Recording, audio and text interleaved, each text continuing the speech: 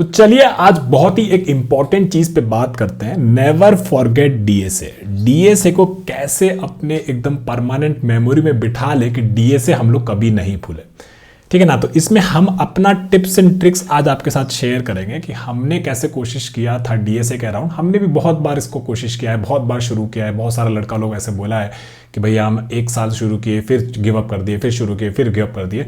तो ऐसा आप कोई यूनिक नहीं है, मेरे साथ भी ऐसा हुआ है और ऐसा बहुत लोग हम देखे हैं कि उन लोग के साथ भी वैसा हुआ है, ठीक है ना। तो हम इसमें अपना टिप्स एंड ट्रिक्स आपको बताते हैं कि कैसे हम फाइनली डीएसए को क्रैक कर लिए और हमको सारा प्रॉब्लम जो भी हम सॉल्व करते हैं ना वो हमको याद रह जाता है। क्या है उसके पीछे का राज, वो हम आपके साथ शेयर करेंगे आज। तो इस वीडियो में एंड में बस कमेंट कर दीजिएगा डीएसए, अगर आपको भी लगता है कि टिप्स एंड ट्रिक्स आपके लिए भी यूजफुल होगा आगे जाके, या फिर आप भी अग्री करते हैं या फिर आपने पहले भी इन टिप्स एंड ट्रिक्स को यूज किया है, तो डीएसए कमेंट कर दीजिएगा। चलिए अब बात करते हैं सबसे पहला टॉपिक वर्सेस पैटर्न्स वाला चीज, ठीक है।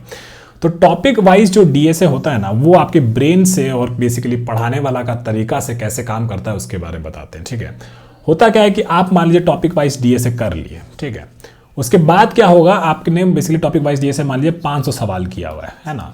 तो आपके पास कोई एक क्वेश्चन आएगा, ठीक है। तो आप क्या करिएगा, अपना ब्रेन में से जो आपका ब्रेन में जो 500 क्वेश्चन जो आपका फिट है उसमें से रिकॉल करने का कोशिश करिएगा कि इस क्वेश्चन का, गिवन क्वेश्चन का सोल्यूशन क्या है, ठीक है। ये एक तरीका होता है और ये बेसिकली 80% लोग, 70% लोग इस तरीके से पढ़ता है। तो जो आप रिकॉल करने का कोशिश कर रहे हैं ना, वो कहां से कर रहे हैं, वो 500 सवाल में से कोशिश कर रहे हैं उस चीज को रिकॉल करने का, उस क्वेश्चन का सोल्यूशन ढूंढने का। पैटर्न वाले का वैल्यू ये होता है, उसके बारे में समझाते हैं, ठीक है। ये तो हो गया टॉपिक वाइज वाले डीएसए का। पैटर्न वाइज डीएसए में क्या होता है कि चलिए थोड़ा बहुत टॉपिक वाइज समझ लिए हैं और पैटर्न वाइज आप लोग लगा लिए हैं, तो होगा क्या कि आपको कोई सवाल दिखेगा ना, तो आप बोलेंगे कि इसके पीछे कौन सा पैटर्न छुपा है, ठीक है। अब क्या होगा, आपके पास मान लीजिए 30 पैटर्न पड़े होंगे, 40 पैटर्न पड़े होंगे, जितना भी पैटर्न पड़े होंगे वो बेसिकली 500 से तो बहुत छोटा होगा, 1/10th नंबर होगा या 1/20th नंबर होगा।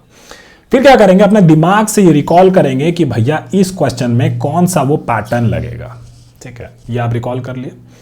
अब क्या होगा, बेसिकली अब इस क्वेश्चन में ये पैटर्न जो आप फिट कर लिए, आप ये ट्राई करेंगे कि मेरे को ये क्वेश्चन में जो हम लोग 20 क्वेश्चन लगाए थे ना, इस पैटर्न में जो 20 क्वेश्चन लगाए थे ना, उन 20 क्वेश्चन में से ये वाला क्वेश्चन कहां बैठ रहा है और बेसिकली उसका सोल्यूशन आप ढूंढ लेगा।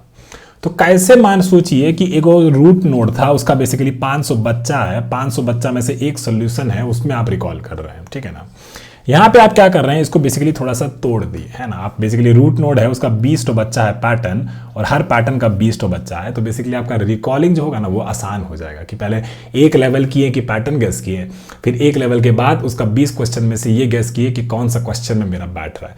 तो प्रोबेबिलिटी जो है कि इस क्वेश्चन से ये सोल्यूशन आ जाए, ये आपका पैटर्न वाइज डीएसए में ज्यादा आसान होगा।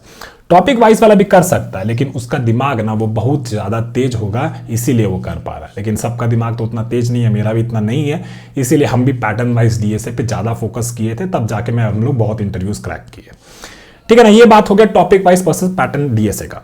अब बात करते हैं कि जो डीएसए जो है ना, उसको आप लोग कैसे सोचिए, पैटर्न्स में सोचिए, प्रॉब्लम्स में नहीं। किस में सोचना है, पैटर्न्स में। इसके बारे में समझाते हैं, ठीक है। बहुत लोग क्या करता है, कोई भी क्वेश्चन देता है ना, तो उसका क्या करता है, उसका सोल्यूशन वो मेमोराइज कर लेता है, ठीक है ना। तो ऐसे नहीं करना, हम लोग को सोल्यूशन प्रॉब्लम का मेमोराइज नहीं करना। ये कभी भी आप करेगा ना, ये बेसिकली कभी आपके लिए काम नहीं करेगा। इसका मतलब ये होगा कि आप जो भी डीएसए पढ़े हैं, जो भी प्रॉब्लम का सोल्यूशन पढ़े, आप भूल जाइएगा। आज याद रहेगा, 2 दिन बाद याद रहेगा, 3 दिन बाद याद रहेगा, फिर पक्के से बात है 4 दिन 5 दिन बाद आप उसको भूल ही जाइएगा। ये फिक्स है, कोई ऐसा नहीं है कि लॉन्ग टर्म इसको याद रखा जाए, ठीक है ना। लेकिन जब आप पैटर्न समझते हैं ना, तो इसका बेसिकली क्या होता है, 30 सवाल 30 पैटर्न होता है। 30 पैटर्न में मान लीजिए हर पैटर्न में 2 से 3 टेम्पलेट होगा, तो बेसिकली कितना हो गया, 60 से 80 बेसिकली चीज जो है आपको बस याद रखना है ना। और पैटर्न याद रखना बहुत आसान होता है, क्योंकि पैटर्न तो एक लॉजिक ही होता है, वो किसी चीज से बना होता है और वो लॉजिक ही आपको याद रखना होता है। ऐसा कुछ वो नहीं होता है कि I = L, ऐसा नहीं रटना है, ठीक है ना। पैटर्न का एक अपना तरीका होता है और वो पैटर्न आप याद रख सकते हैं।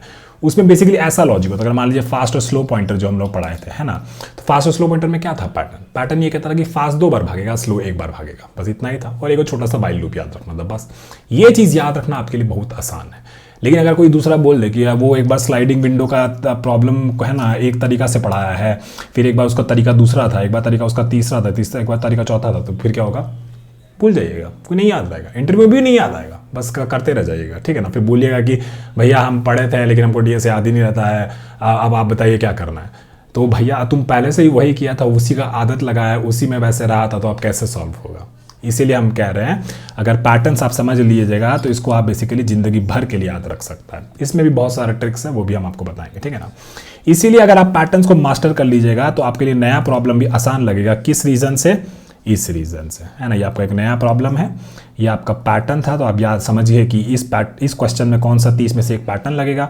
फिर आप देखें कि उस पैटर्न में 20 सवाल सॉल्व किए हैं, तो आप एटलीस्ट इतना तो बेसिकली इंटरव्यू से डिस्कस कर पाइएगा कि इस क्वेश्चन में कैसा सोल्यूशन हो सकता है। भले आप सोल्यूशन को ना ला पाए, आपका लॉजिक अभी भी थोड़ा सा कम है, लॉजिक बिल्डिंग उतना फास्ट नहीं, लेकिन फिर भी आप सॉल्यूशन से बहुत करीब पहुंच चुके होंगे। 60-70% आपका बन चुका होगा, पर उस टाइम पे आपका लॉजिक कितना तेज चल रहा है उसके हिसाब से बेसिकली आप एग्जैक्ट सॉल्यूशन पे वहां पे आ जाइएगा। लेकिन टॉपिक वाइज में कैसा होगा कि इस क्वेश्चन से ये सॉल्यूशन पहुंचना या तो आता है तो 100% और नहीं आता है तो 0%। और ये जो 0% और 100% वाला जो ये नंबर होता है ना, ये इंटरव्यू को पसंद नहीं आता है। वो बोलता है तुम्हारे साथ कोई डिस्कशन हुआ ही नहीं, तुम बोला कि हमको कुछ आता ही नहीं है, या तो तुम हमको सीधा सॉल्यूशन बता दिया, लेकिन तुम्हारे और मेरे बीच में कोई डिस्कशन तो हुआ ही नहीं, तो तुमको कैसे हायर करें, ऐसा सीन हो जाएगा। ठीक है, ये बात हो गया। अब बात करते हैं हमारे जो एक वीडियो हम बीच में डाले थे रिवीजन वाला, ठीक है ना, कि रिवीजन कैसे करना होता है। तो इसमें हम बोले थे revise using the rule of 4, ठीक है ना। तो होता क्या है कि हर जो डीएसए कॉन्सेप्ट है, जो भी पैटर्न या कुछ भी आप पढ़ते हैं ना, वो बेसिकली आपका दिमाग से 14 दिन में गायब हो जाएगा। 14 दिन के बाद पूरा का पूरा एकदम सपाट हो जाएगा, पूरा एकदम से कोई रबर से इरेजर से मिटा दिया इस तरीके से गायब हो जाएगा। तो इसके लिए हम लोग क्या बताए थे, एक रिवीजन शीट बताए थे। ये आपको हम अभी दिखाएंगे कि हमारा गिटहब का में भी ये शीट मिला हुआ है। इसमें बेसिकली क्या करना है कि मान लीजिए आपको आज पैटर्न पढ़े या फिर कोई क्वेश्चन आज सॉल्व किए, तो इसको बेसिकली 1 दिन के बाद पढ़ना है, फिर जिस दिन पढ़े थे उससे 2 दिन के बाद पढ़ना है, फिर 7 दिन के बाद पढ़ना है, फिर 14 दिन के बाद पढ़ना है। अब इसका मेन रीजन समझते हैं कि ऐसा करने से क्या फायदा होगा। ये बेसिकली एग्जैक्टली उस तरीके से काम करता है जिस तरीके से हमारा जो दिमाग है लॉन्ग टर्म वे में किसी चीज को अपने मेमोरी में स्टोर करता है। ये बहुत बड़ा स्टडी और बहुत सारा सर्वे और ये सब चीज़ करने के बाद इस चीज़ को बनाया गया था, इसीलिए हम आपको ये ट्रिक दिखाए थे। अगर आप किसी चीज़ को रिवाइज कर लेंगे 4 टाइम प्रॉपरली, तो आपके दिमाग में सालों तक बैठा रहेगा एकदम अच्छे से, जैसे ABCD पढ़े थे उस तरीके से बैठा होगा। अब आपको शीट भी दिखा देते हैं, शीट कहाँ पे है। तो आपको कुछ नहीं करना है, यहाँ पे आना है और जो हमारा बबुआ डीएसए पैटर्न्स कोर्स वाला गिटहब रिपोजिटरी है, इसमें आ जाइएगा। इसमें बेसिकली आपको नीचे आना है और यहाँ पे हमने शीट बना रखा है, ठीक है ना, रिवीजन शीट 2025। इसको ओपन कर लीजिएगा और यहाँ पे ना आपको क्या करना है, बस इसका अपना एक कॉपी बना लीजिएगा, मेक अ कॉपी करके कर लीजिएगा। अब यहाँ पे क्या होगा, मान लीजिए डे हम लोग 90 डे का पैटर्न कोर्स लॉन्च किए है ना, तो कोई भी डे होगा तो उसका मान लीजिए ये आपका डे 1 था, डे 0 था, इस दिन आप इसको कंप्लीट किए। तो यहाँ पे इसको आप एडिट करते तो फिर क्या होता है, रिवीजन 1, रिवीजन 2, रिवीजन 3, रिवीजन 4, ये अपने आप पॉपुलेट हो जाता। और यहाँ पे बेसिकली आप इसका स्टेटस भी चेंज कर सकते हैं, ठीक है, यहाँ पे इसका स्टेटस भी चेंज कर सकते हैं। तो अभी इसमें तो नहीं कर पा रहे हैं, पर जैसे आप इसमें कॉपी बनाएगा तो सारा का सारा चीज़ कर पाएंगे। रिवीजन वाला वीडियो वो देख लीजिएगा, हम यहाँ पे टाइम वेस्ट और नहीं करेंगे, ठीक है ना। ये बात हो गया। तो ये आपका हो गया revise using the rule of 4। ये एक इंपॉर्टेंट ट्रिक है जो बहुत ज़्यादा हम यूज़ करते थे जब हम पढ़ाते नहीं थे, जब हम टीचिंग वाला एक्सपीरियंस नहीं था, तो ये वाला चीज़ हम बहुत ज़्यादा यूज़ करते थे और इससे मेरा जो लॉन्ग टर्म मेमोरी में था ये सारा पैटर्न और क्वेश्चन बैठने लगा था।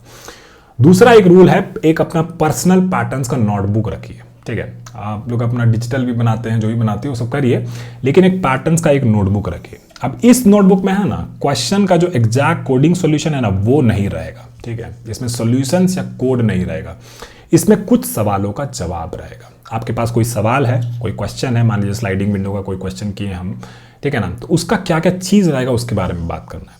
उसमें पहला रहेगा कि इसका मैं पैटर्न क्या है, कौन सा पैटर्न यूज हुआ है इस क्वेश्चन में, ठीक है। सारा आपका मान लीजिए 450 क्वेश्चंस करेंगे या कुछ भी करेंगे, 500 क्वेश्चंस करेंगे, हर क्वेश्चन में ये 5 चीज़ों के सवालों का जवाब रहेगा, ठीक है, प्लेन इंग्लिश में, कोई भी कोडिंग नहीं, ठीक है ना, छोटा छोटा कोडिंग एग्जाम्पल के साथ साथ रहेगा। पहला सवाल पैटर्न क्या था, दूसरा सवाल इंट्यूशन क्या था, आपको क्या लगा, आपको कैसे ये याद रहेगा आगे जाके, आपके लिए क्या इंट्यूशन था, ठीक है, ये दूसरा। तीसरा चीज कि इस सॉल्यूशन में टर्निंग पॉइंट क्या था। स्लाइडिंग विंडो तो याद हो गया, वो तो बेसिक प्रॉब्लम में लगा दिए, लेकिन इस प्रॉब्लम में जो कि हार्ड है या फिर मीडियम टू हार्ड लेवल का प्रॉब्लम है इसके सॉल्यूशन में मेरे लिए टर्निंग पॉइंट क्या था, क्या है ऐसा चीज जो हमको याद रखना है, ये वाला चीज। दूसरा एक और चौथा चीज कि हम जब इसको सॉल्व किए थे तो हम कहाँ स्टक हुए। आप हमेशा कुछ कभी कभी सॉल्व करते हैं तो शायद हो सकता है कि आई लेस देन इक्वल टू करे, कि आई लेस देन करे, और अगर आई लेस देन किया है तो क्यों किया, आई लेस देन इक्वल टू किया है तो क्यों किया है। तो ये सारा चीज़ आप लिखिए कि आप कहाँ पे यहाँ पे स्टक किए थे, केवल ये लिखिए कि कहाँ पे स्टक किए थे और फिर उसका रीज़न भी लिखिए। फिर उसके बाद जब आपको ये पता चलेगा कि आप यहाँ पे स्टक किए थे तो ये आपका एक मिस्टेक था, और ये मिस्टेक के लिए आपको ये समझना है कि हम इसी मिस्टेक को अगर दूसरी बार देखेंगे तो कैसे अवॉइड करेंगे, हाउ शुड आई अवॉइड। क्योंकि तभी ना आप ये देखिएगा कि अगर हम कोई गलती करते हैं तो उस गलती को सही कैसे करें, और अगली बार उस गलती को सही करना तो कैसे किया जाए। तो ये भी चीज़ आपको लिखना है। ये 5 सवाल का जवाब जो है आपका हर क्वेश्चन का इस पैटर्न का नोटबुक में लिखिएगा, और इसके लिए एक अलग से नोटबुक बनाइए। कोई भी डिजिटल वाला चीज़ नहीं करिएगा, एक नोटबुक रखिएगा। क्यों? क्योंकि ये जो नोटबुक होगा ये आपका एक सोर्स ट्रूथ होगा, ये बेसिकली आपका बाइबल होगा, ये बेसिकली आपका गीता होगा या कुरान होगा, जो भी होगा डीएसए के लिए ये आपका लाइफ लॉन्ग रेफरेंस रहेगा, ये एक नोटबुक है ना। और बेसिकली जल्दी से एकदम रिकॉल करने के लिए क्या करना है, ये नोटबुक में खोले, ये क्वेश्चन को देखें और ये 5 सवाल का याद किए। और ऐसा ही सवाल का जवाब जो होता है ना इंटरव्यू में दिया जाता है, तभी इंटरव्यू बोलता है अरे वाह क्या लड़का एकदम रीजन दे के एकदम सवाल सॉल्व कर रहा है। ऐसे नहीं बोल रहा कि फॉर इंटा इक्वल टू 0, ऐसा नहीं कर रहा। वो ऐसे चीज़ों का रीज़न दे रहा है कि इसमें ये चीज़ क्यों यूज़ हो रहा है। इससे आपका कम्युनिकेशन भी बेटर होगा डीएसए के इंटरव्यू में। ठीक है, ये बात हो गया। और एक ये बहुत बेसिक सा चीज़ है, बहुत लोग क्या करता है हर दिन बेसिकली 10 प्रॉब्लम सॉल्व कर लेता है, कभी 20 प्रॉब्लम सॉल्व कर लेता है, फिर अगला 3-4 दिन छोड़ देता है, फिर बोलता है कि भैया हम 3 महीना डीएसए करेंगे और फिर ना उसके बाद हम प्रोजेक्ट्स करेंगे, फिर है ना उसके बाद कोर सब्जेक्ट्स पढ़ेंगे, फिर उसके बाद एलएलडी पढ़ेंगे, फिर एचएलडी पढ़ेंगे। नहीं, बिल्कुल गलत। डीएसए जो है वो है जिम जाने जैसा। अब जिम वाला कभी ऐसे करता है कि आज जाके एकदम साला 10 घंटे वर्कआउट कर लेंगे और फिर एक हफ्ता चाहे नहीं करेंगे। हम आज 2 दिन लगातार 40 घंटा वर्कआउट कर लेंगे, फिर 1 महीना जिम ही नहीं जाएंगे। ऐसा तो नहीं करता वो क्या करता है, वो बेसिकली हर दिन 1 से 2 घंटा जिम जाता है। तो आपके को भी यही करना है। डीएसए जो है ना यही आपके माइंड को ट्रेन करना है, कंसिस्टेंट रहना है, ठीक है ना। तो आपको क्या करना है, 3 से 5 प्रॉब्लम डेली करना है फॉर 90 डेज, तब आपके जाके 450 प्रॉब्लम हो जाएगा, including the revision and everything. ये सारा चीज़ करिएगा तभी वो आपके माइंड के लॉन्ग टर्म मेमोरी में बैठेगा। तो यही हम कह रहे हैं, 20 प्रॉब्लम नहीं, और ऐसा नहीं कि 0 प्रॉब्लम्स फॉर 7 डेज, ये सब चीज़ नहीं, ये गलत हैबिट है। ठीक है, कंसिस्टेंसी जो होगा वो आपके वायरिंग को, अपने माइंड के वायरिंग को वो उस तरीके से बना देगा कि हाँ भैया कल भी उठे हैं तो आज भी 5 सवाल लगाना है, कल वापस से उठे 5 सवाल लगाना है, वापस से उठे आज रिविजन भी करना है, 5 सवाल भी लगाना है। इस तरीके से आपका जो ब्रेन का जो वायर है वो वैसा हो जाएगा। तो ये ब्रेन की वायरिंग को उस तरीके से करना, इसके लिए आपको कंसिस्टेंट होना बहुत जरूरी है। ठीक है ना। तो यही हम कहते हैं कि 20-30 मिनट डेली या फिर 1 घंटे का वर्कआउट डेली जो आपका ये है, ये बेसिकली आपका वीकेंड पे अगर 10 घंटा देते हैं, 5 घंटा देते हैं, 6 घंटा देते हैं, उसको ये बहुत आराम से बीट कर देगा। ये जो चीज़ है ये बहुत जरूरी है करना। और यही हम देखे थे, हम पहले एक बार किए थे, एक इंटरव्यू के पहले मान लीजिए हम ऐसे कुछ 30-40 क्वेश्चन सॉल्व करने की कोशिश किए थे, और लिटरली इंटरव्यू में उसी में से एक सवाल भी आ गया, लेकिन हमको कुछ पता ही नहीं चला कि हमको क्या करना है, इसमें एकदम भुला गए थे। तो ये वाला चीज़ आप मत करिएगा। ठीक है, ये वाला एक हो गया। अब बात करते हैं, ये सबसे इंपॉर्टेंट चीज़ है, forced recall is greater than reading solutions. ठीक है ना, forced recall is greater than reading solution. आपको अपनी मेमोरी को परमानेंट करना है तो आपको 2 चीज़ करना पड़ेगा। ठीक है, जब भी आपको कोई चीज़ बोलता है एकदम ऐसे, मतलब ऐसा करके हम लोग करते हैं कभी कभी कि क्या था क्या था क्या था, और ये क्या था क्या था क्या था का सवाल जब अपने दिमाग में जाके वो बक्सा को खोल के, वो चाबी से डाल के खोल के, उसमें से ढूंढ के निकाल के एकदम बाहर ला के अपने मुंह से स्पिट आउट करते हैं, इसको कहते हैं फोर्स्ड रिकॉल। और जब ये वाला चीज़ आप रेगुलरली करने लग जाइएगा ना, तो आपका क्या होगा, मेमोरी जो है डीएसए को लेकर परमानेंट हो जाएगा। अब इसके बारे में समझाते हैं। ठीक है, अब मान लीजिए कोई क्वेश्चन था, ठीक है ना, आपको याद है उसका सोल्यूशन या क्या था, जो भी था सोल्यूशन था, और फिर आप लोग क्या किया कि चलो ठीक है थोड़ा सा चीज़ नहीं बना तो फट से हम लोग रीड अपना सोल्यूशन, दूसरे का सोल्यूशन जो था वो लिख पढ़ लिया, और फिर उसको ये रीइंफोर्स कर दिया कि हमको ये सोल्यूशन आता है। गलत, बिल्कुल गलत। इससे ना आपका माइंड जो था ना एकदम ईजी था, एकदम कंफर्टेबल था। ऐसा नहीं करना है। हमको क्या करना है, मान लीजिए कोई क्वेश्चन था, इवन तो आपको उसको थोड़ा बहुत सॉल्यूशन याद था, तो आप क्या करिए, अपना लैपटॉप को सबको बंद कर दीजिए, और बेसिकली बस क्या करना है, सॉल्यूशन को लिखिए अपना मेमोरी से खोद के उसको बाहर निकालिए, और बोलिए कि चलो ठीक है थोड़ा सा भूल रहे हैं, थोड़ा सा भूल, चलो वॉक करके आ जाते, फिर दिमाग लगाएंगे, वॉक करते टाइम दिमाग लगाएंगे, बाथरूम में है तो टाइम लगाएंगे, नहाते टाइम रिकॉल करेंगे। तो अब ये फोर्स्ड रिकॉल वाला जो चीज़ है ना, ये जितना बढ़ेगा आपका जो प्रॉब्लम का जो सोल्यूशन है वो आपको बहुत अच्छे से आपके मेमोरी में परमानेंटली वो बैठ जाएगा। तो ये वाला चीज़ करना बहुत ज़रूरी है, इसको कहते हैं हम फोर्स्ड रिकॉल। और ये वाला चीज़ हम कम से कम 3 से 4 महीना बीच में प्रैक्टिस किए थे, उसके बाद तो मेरा बहुत हेल्प हुआ था, जहाँ पे मेरा डीएसए मेरा एकदम दिमाग में बैठ गया था। ठीक है, अगर कभी कभी ऐसा होगा कि आप रिकॉल नहीं कर पा रहे हैं, सारा पूरा दिमाग लगा लिए हैं, कभी इतना किए ही नहीं है कोशिश, पहले कभी रिकॉल करने का ट्राई ही नहीं किए हैं, और बेसिकली होगा इनिशियली दिक्कत होगा, तो इस केस में आप क्या करिए, बस एक बार उस कोड को हल्का सा 30 सेकंड का बस एक बार वो ग्लांस कर लीजिए। 30 सेकंड का ग्लांस किए और फिर उसके बाद उसको वापस बंद कर दीजिए। लैपटॉप खोले, 30 सेकंड देखे, फिर उसको बंद कर दीजिए। फिर उसके बाद क्या करिए, वापस से उस कोड को पूरा लिखने का कोशिश करिए। अब तो आपको पता है ये आपका शॉर्ट टर्म मेमोरी में घुस गया। अब इस शॉर्ट टर्म मेमोरी से पूरा इसको रीराइट करने का कोशिश करिए। फटेगा कहीं ना कहीं, फटेगा, लेस देन में फटेगा, लेस देन इक्वल टू में फटेगा। ड्राई रन करिए, छोटा छोटा एग्जाम्पल लीजिए और उससे ड्राई रन करके फिर रीराइट करने का कोशिश करिए। ये जब आप एकदम मास्टरी कर लीजिएगा ना, तो आपका दिमाग में क्या होगा, इंटरव्यू में भी यही होगा। वो आपको कोई सवाल दे देगा, वो थोड़ी देगा कि भाई ये जो 450 तुम सवाल करके आए उसमें से एक सवाल दे देंगे, वो तो कोई रैंडम सवाल देगा। लेकिन अगर आपका ये रिकॉल पावर बहुत अच्छा हो जाएगा और ये सारा प्रैक्टिस आप लोग रेगुलर किया होगा, तो होगा क्या कि उस टाइम भी आपका रिकॉलिंग बहुत अच्छा हो जाएगा, क्योंकि आप कंसिस्टेंट रहे, अपने ब्रेन को वैसे वायर कर लिया है, ठीक है ना। और यही जो रीवायरिंग होता है, ये आपका जो परमानेंट मेमोरी होता है, इसको बेसिकली रीबिल्ड करता है, पूरा एकदम रीबिल्ड करता है उस तरीके से, ठीक है। ये बात हो गया। अब चलिए बात करते हैं एक और इम्पॉर्टेंट चीज़ का, ठीक है ना। हम लोग रिवीजन शीट बनाए हैं, सब बनाए हैं, मतलब रिवीजन किए हैं, 4 बार रिवीजन भी कर लिए, सब कुछ कर लिए। लेकिन एक जो ट्रिक और होता है, बेसिकली कोई भी solve the same problem again after 2-3 weeks, ठीक है। मान लीजिए 3 हफ्ता बीत गया, 4 हफ्ता बीत गया, उसके बाद क्या करिए, जो भी आप लोग कोई भी प्रॉब्लम को 4 बार रिवीजन किया था, उसमें से बेसिकली कुछ ऐसा गेम वेम या कुछ बना लीजिए अपना प्रॉब्लम का, मीडियम से हार्ड वाले प्रॉब्लम का, और बोलिए रैंडमली हम एक सवाल को उसमें से उठाएंगे, उसको सॉल्व करने का कोशिश करेंगे, ठीक है, रैंडमली। इसलिए ऐसा काम आप बेसिकली 2 हफ्ते में एक बार कर सकते हैं। इसलिए बेसिकली वो होगा आपका एक इंटरव्यू टाइप का हो जाएगा अपने लिए ही, ठीक है ना। तो आपको क्या करना है, रैंडमली जो भी आप 100 सवाल लगा लिए वैसे लगा लिए, रैंडमली एक सवाल उसमें से कोई उठा लीजिए। ये बेसिकली वो नहीं कह रहे हैं, वो 14 दिन का जो आप रिविजन है ना, उससे ये अलग है, ठीक है।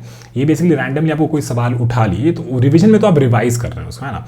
ये जो है बेसिकली उस 100 सवाल में से कोई भी हार्ड और मीडियम में से कोई एक क्वेश्चन उठा लिए और आपको क्या करना है, उस प्रॉब्लम को वापस से सॉल्व करना है। इसी केस में आप लोग ऐसे भी कर सकते हैं, जो आपका लीड कोड डेली चैलेंज जो होता है उसको भी ट्राई कर सकता है। लीड कोड डेली चैलेंज हो गया, आपका कॉन्टेस्ट लड़ना हो गया, ये सारी चीज़ें भी आप ट्राई कर सकते हैं, ठीक है ना। कि बेसिकली इसमें कोई रैंडम प्रॉब्लम या फिर कोई तरीके का प्रॉब्लम जो आप ऑलरेडी देखे थे, उसको बेसिकली आप लोग लगाने का कोशिश कर रहे हैं, ठीक है। यही दिक्कत होता है, ज़्यादातर लोग ना प्रॉब्लम्स को वापस से रिविजिट नहीं करते हैं। लेकिन यही सबसे बड़ा दिक्कत होता है लोगों में, क्योंकि वो बेसिकली अगर उसको वापस से देखा नहीं है, तो जो भी पढ़ा है वो भी भूल गया और नया चीज़ तो उसको ध्यान में आ ही नहीं रहा है, ठीक है ना। रियल मास्टरी जो है ना, असली मास्टरी डीएसए का इसी तरीके से आएगा। आप प्रॉब्लम को रिवाइज भी कर रहे हैं, उनको रैंडमली सॉल्व भी कर रहे हैं आफ्टर 2 वीक्स। आप ये देखिए कि आप बेसिकली उसका इंट्यूशन था या फिर जो भी आपका नोटबुक था, नोटबुक में जो आपका 5 सवाल था, वो सब आपको याद रह रहा है कि नहीं हो रहा है। और फिर ये सारी चीज़ें देखने के बाद जो आपके वीक एरियाज़ है, उन वीक एरियाज़ को आप फिक्स कर रहे हैं कि नहीं कर रहे हैं। क्या दिक्कत आ रहा है, रिकॉल करने में दिक्कत आ रहा है, इंट्यूशन समझ में नहीं आ रहा है, पैटर्न्स का लॉजिक समझ में नहीं आ रहा है, पैटर्न्स कैसे बैठ रहा है ये समझ में नहीं आ रहा है। ये सब आपके जो वीक एरियाज़ होंगे उसको आपको फिक्स करना है, ये सारी चीज़ों को एनालाइज करके। अगर कोई सोल्यूशन को आप, कोई प्रॉब्लम को उसका सोल्यूशन बिना देखे आप उसको सॉल्व कर पा रहे हैं, तब ये हो जाएगा कि आप उसको एकदम ओन करते हैं, आप एकदम उसका वो करती हैं कि हाँ भाई इसके बाद तो हम कभी इस प्रॉब्लम को कभी नहीं भूलेंगे। ऐसा जब फीलिंग आएगा ना, तब आप बोलेंगे बार डीएसए मेरा एकदम क्रैक हो गया है, ठीक है। एक चीज़ हो गया। और एक बहुत इंपॉर्टेंट चीज़ जो ये तो हम हर किसी को बोलते हैं, आप क्या करिए, किसी ना किसी को पढ़ाइए, ठीक है, या फिर एक एक्सप्लेन ही कर लीजिए। मतलब एक दीवार को ले लीजिए, एक दोस्त को ले लीजिए, अपनी गर्लफ्रेंड को ले लीजिए, अपना बॉयफ्रेंड को ले लीजिए, जो एक अपना कुत्ता को ले लीजिए, किसी को भी ले लीजिए, ठीक है। तो हम भी ये करते हैं, हम भी पढ़ाने से पहले मान लीजिए आज हमको 4 सवाल पढ़ाना होता है, तो कोशिश तो करते हैं कि कम से कम 1 से 2 सवाल अपनी वाइफ को एक्सप्लेन करने का कोशिश करें।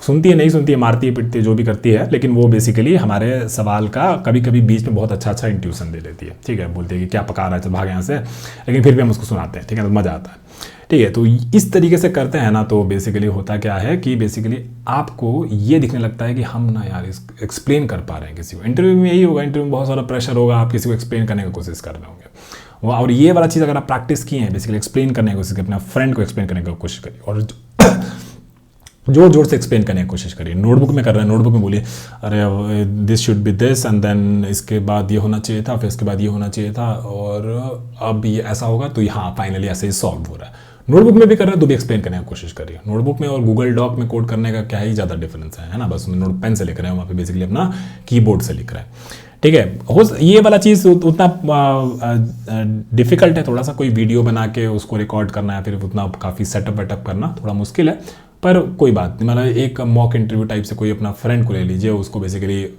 गूगल मीट में ले आइए और उसको फिर वहाँ पे एक्सप्लेन करने की कोशिश करिए। अगर आप वीडियो बना सकते हैं तो बहुत बढ़िया चीज़ है, लेकिन अगर नहीं बना सकते हैं तो गूगल मीट में एक दूसरे से इंटरव्यू लेने की कोशिश करिए। इवन वॉल को भी आप एक्सप्लेन करेंगे ना तो भी आपका वो एक कंसिस्टेंसी बनाएगा, एक वो लॉन्ग टर्म आपका वो माइंड बनाएगा कि हम ना साल अपना दिमाग से सोल्यूशन निकाल के उसको एक्सप्लेन कर पा रहे हैं। अगर दीवार को भी एक्सप्लेन करेंगे तो भी आपको कोई दिक्कत नहीं होगा। मेरे पास भी कम से कम 3 से 4 वाइट बोर्ड है यहाँ पे। उस वाइट बोर्ड में हम जब भी सोचते हैं कोई पढ़ाने का तो हम उसमें लिखते रहते हैं। मतलब अभी दिखा नहीं पाएंगे, एक्चुअली दिखा सकते हैं, अच्छा छोड़िए नहीं दिखाएंगे, पर मेरे पास भी 3 से 4 वाइट बोर्ड है। देखिए यहाँ पे एक वाइट बोर्ड है, ये मेरा एक वाइट बोर्ड है ना। इसी तरीके से मेरे पास एक और वाइट बोर्ड है। तो मेरे पास ऐसा 3 से 4 वाइट बोर्ड है जिसमें हम बेसिकली अपना पूरा ड्रॉ करने का कोशिश करते हैं और यहाँ पे एक्सप्लेन करने का कोशिश करते हैं। मेरे पास 3 से 4 वाइट बोर्ड हम अपने रूम में लगाएं। और वाइट बोर्ड इतना कोई महंगा नहीं आता है, वाइट बोर्ड बहुत सस्ता ही आता है, 400-500 रुपये का एक वाइट बोर्ड आता है। आप उसको ले लीजिए और उसमें बेसिकली एक्सप्लेन करने की कोशिश करिए खुद को। और मार्कर से बनाने में मज़ा भी आता है, थोड़ा बड़ा बड़ा भी दिखता है, नोटबुक में कभी छोटा हो जाता है। तो ये सब भी करने की कोशिश करिए। तो होता क्या है कि आपका जो ब्रेन होता है वो नॉलेज को कन्वर्ट करता है अपने लॉन्ग टर्म मेमोरी में। इसीलिए ये चीज़ करने से कौन ये सब चीज़ करता है कि टीचर जो है ये सारा चीज़ करता है ना। टीचर जो ये सारा चीज़ करता है। इसीलिए हम भी जैसे कमेंट्स देखते हैं ना, आप लोग बोलते हैं कि भैया आप बहुत अच्छे हैं, हर कमेंट का रिप्लाई करते हैं। उसके पीछे एक रीज़न भी, हर कमेंट का रिप्लाई इसलिए करते हैं कि जैसे जैसे हम कोई प्रॉब्लम का सोल्यूशन, किसी को कोई डाउट होता है उसको एक्सप्लेन करने की कोशिश करते हैं तो मेरा भी माइंड में रीइंफोर्समेंट बढ़ता है, मेरे को भी ज़्यादा हेल्प होता है। इसलिए हम बोलते हैं कि जो भी हमारा व्हाट्सएप ग्रुप है उसमें भी आप लोग एक दूसरे का हेल्प करने की कोशिश करिए। आपका भी जो नॉलेज है वो भी बढ़ेगा। उसको तो चलो डाउट था तो उसका भी क्लियर तो हो ही जाएगा, लेकिन आप भी उसको काइंड ऑफ रिवाइज कर पा रहे हैं उस प्रॉब्लम को एक्सप्लेन करते टाइम। इसीलिए टीचर लोग जो है ना कम भूलता है, क्योंकि वो सेम चीज़ को बेसिकली 10 से 15 बार रिपीट किया होता है। पहले भी पढ़ाया होता है, उससे पहले पढ़ाया होता है, और फिर उस टाइम तो पढ़ा ही रहा है, उस टाइम डाउट्स भी क्लियर कर ही रहा है। ठीक है ना। इसीलिए हम कहते हैं कि टीचर्स को सब याद रहता है। ठीक है ना।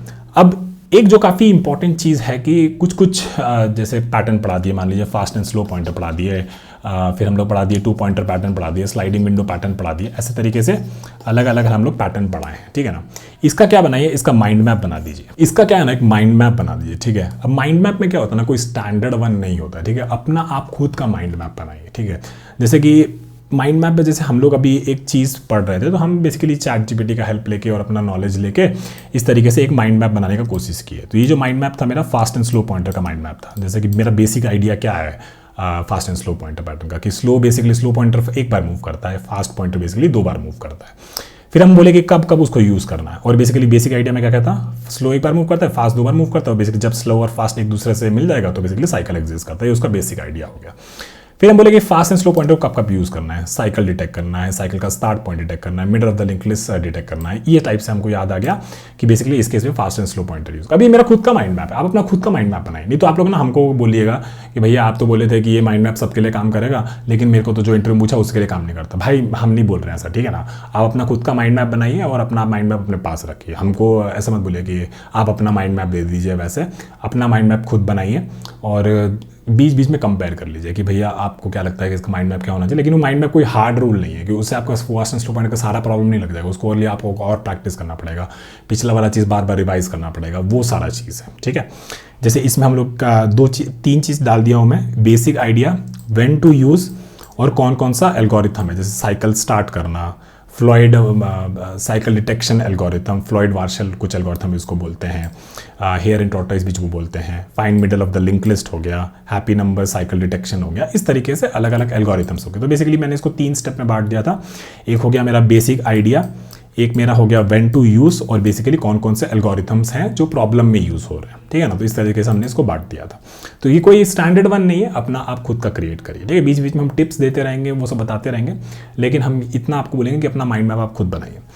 जब कॉन्सेप्ट्स आपको विजुअली कनेक्टेड दिखने लगेगा ना तो आपका रिटेंशन भी एकदम बढ़िया हो जाएगा, आपका रिटेंशन भी परमानेंट हो जाएगा कि बेसिकली आप उसको याद कर पाएंगे कि हाँ इस तरीके का पैटर्न और इस तरीके का आइडिया और एल्गोरिथम और बेसिकली व्हेन टू यूज़ करके। तो ये सारा चीज़ को अगर मिला लीजिएगा, रिविजन को मिला लीजिएगा, सबको मिला लीजिएगा, तो आपको जो DSA जो है ना आपको परमानेंट मेमोरी में बैठने लगेगा। ठीक है। ये बात हो गया। अब जो हमारा जो फाइनल फार्मूला जो हम आपको दे रहे हैं कि DSA को अगर पूरा अच्छे से परमानेंटली आपको याद रखना है तो एक तो पैटर्न्स का पढ़ाई, spaced revision, repeated recall, teaching करने का, पढ़ाने का कोशिश करिए, और सबसे इंपॉर्टेंट कंसिस्टेंट रहिए। इस चीज़ को अगर आप 60 से 90 दिन का, और या फिर 120 दिन या फिर लाइफ लॉन्ग इसको थोड़ा सा फॉलो करिएगा, मतलब 90 दिन आपको एकदम स्ट्रिक्टली फॉलो करना है ताकि आप 400-500 क्वेश्चन लगा लें। उसके बाद से बेसिकली आपको एक छोटा छोटा रिविजन करना है, डेली चैलेंज, वीकली कॉन्टेस्ट, ये सब चीज़ों में पार्ट रखना है। इस तरीके से आप करिएगा तो आप DSA को कभी नहीं भूलिएगा, एकदम आपके वो परमानेंट मेमोरी में जाके बैठ जाएगा।